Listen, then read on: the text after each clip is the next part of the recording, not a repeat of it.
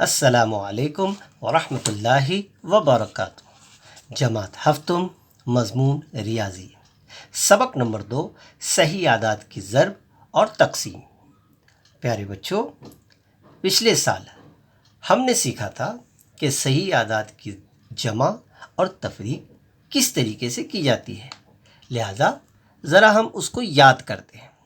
یہاں آپ کے سامنے کچھ مثالیں دی ہوئی ہیں۔ بچوں، آپ کو یاد ہوگا کہ علامتیں ایک سے زیادہ ہو تو کون سا عمل کیا جاتا ہے۔ اس کے لیے آپ کو وہ فارمولہ تو یاد ہی ہوگا،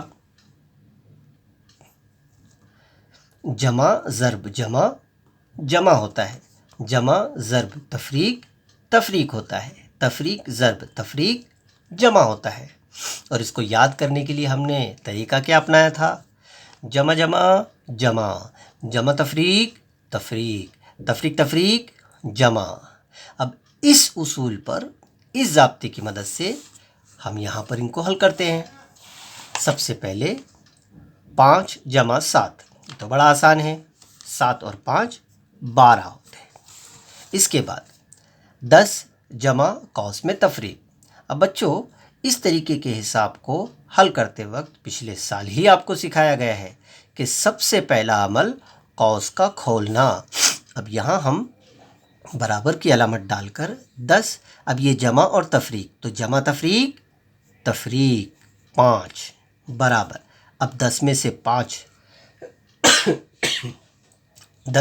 5 تفریق ہوئے تو جواب آیا 5، لہٰذا اس ڈبے میں آئے گا 5۔ ٹھیک اسی طرح سے تفریق اور جمع۔ بچوں، جمع تفریق تفریق ہوتا ہے اور علامت بڑے کی لگتی ہے، لہٰذا تفریق کا عمل ہوگا۔ 4 میں سے 3 تفریق ہے۔ اب آپ کہیں گے کہ سر یہاں تو جمع ہے لیکن علامتیں 2 ہیں، تو جمع تفریق تفریق کا عمل ہوگا، علامت بڑے کی لگے، تو دونوں میں بڑا کون؟ 4، اس کی علامت تفریق۔ 4 میں سے 3 گیا 1، اس طریقے سے۔ اب یہاں پر تفریق 7 جمع تفریق 2، اب لہٰذا اس کو بھی حل کرتے وقت ہم کیا کریں گے؟ برابر قوس کھولیں گے، تفریق 7 جمع تفریق تفریق 2 برابر، اب یہاں پر 2 علامت ہیں تو عمل کرنا کون سا ہے؟ تفریق تفریق جمع کا عمل ہوگا اور علامت بڑے کی لگے گی، تو علامت بڑا کون ہے؟ 7 ہے، تو تفریق تفریق جمع ہے تو 7 اور 2 9، تو جواب آیا تفریق 9۔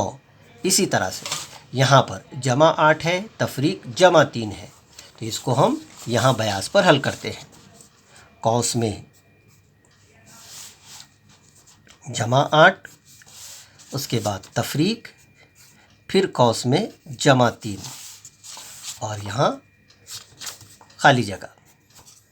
تو بچوں، ایسے وقت میں ہمارا ایک اگلا سٹیپ ہوگا قوس کا کھولنا، تو یہاں پر جمع 8 قوس کھولیں گے، پھر یہاں پر تفریق ہے، جمع ہے تو جمع تفریق تفریق 3، اس کے بعد یہاں جمع ہے یہاں تفریق ہے تو جمع تفریق تفریق ہوگا، علامت بڑے کی لگے گی، تو بڑا کون؟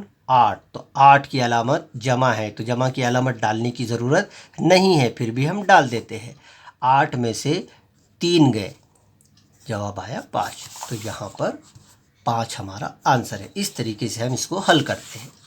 اب جو اس سال ہمیں سیکھنا ہے کہ صحیح اعداد کی ضرب اور تقسیم کس طرح کی جاتی ہے، تو اس کے لیے اگلے ویڈیو میں انشاءاللہ میں آپ کو سکھاؤں گا کہ ضرب کس طرح کی جاتی ہے، اور اس کے بعد ہم سیکھیں گے کہ تقسیم کس طرح کی جاتی ہے۔ تو ان ویڈیوز کے آنے سے پہلے آپ اس طرح کے حساب کی ایک بار پھر اچھی طرح پریکٹس کر لیں، تاکہ یہ اچھی طرح سے آپ کے ذہن میں بیٹھ جائے، تو آگے کے حساب انشاءاللہ آپ کو سیکھنے میں سہولت ہوگی۔ شکریہ۔